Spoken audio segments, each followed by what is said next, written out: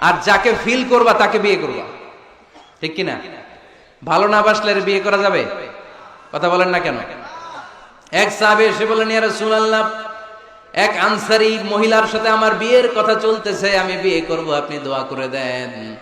বিশ্বনবী বললেন, আনাদার তাইলাইহা, যারে তুমি বিয়ে করবা তারে দেখেছো নাকি?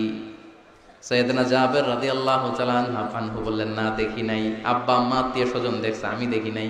বিশ্বনবী বললেন, ইযহাব ফানদুর ইলাইহা, ভুল করেছো, তাড়াতাড়ি যাও, নিজ চোখে আগে মেয়েটারে দেখে নাও। সুবহানাল্লাহ পড়ে। তাহলে এই সহিহ মুসলিমের হাদিস, বিশ্বনবী ধমক দিয়ে বললেন, ইযহাব, যাও, না দেখে কিসের বিয়ে? আব্বা দেখছে, আম্মা দেখছে, বিয়ে তো করবে তুমি দেখো। তার মানে দেখে নেওয়া সুন্নাত, ঠিক কিনা? জাবের রাদিয়াল্লাহু তাআলা আনহু উনি কি করলেন দেখেন। উনি বললেন, আমি এক মেয়েকে বিয়ের প্রস্তাব দিলাম, কিন্তু আমি এতই লাজুক ছিলাম, তার সাথে কথা বলতে পারতেছিলাম না। পরে আমি লুকায় লুকায় তারে দেখতাম।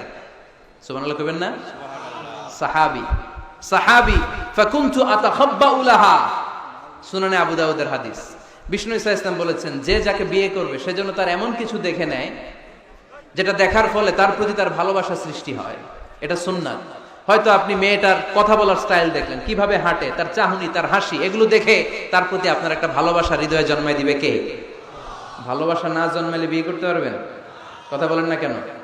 আব্বা আম্মা একটা ধরে নিয়ে আসছে, তারপরে কবুল বলা যাবে?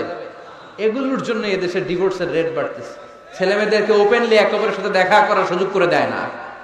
বিয়ের আগে মুরব্বীদের সুপারভিশনে কথা বলা, দেখার সুযোগ করে দিবেন। যখন পূর্ণাঙ্গভাবে দেখা দেখি হয়ে যাবে, আল্লাহর উপর তাওয়াক্কুল করে কবুল বলে ফেলতে হবে, ঠিক কিনা?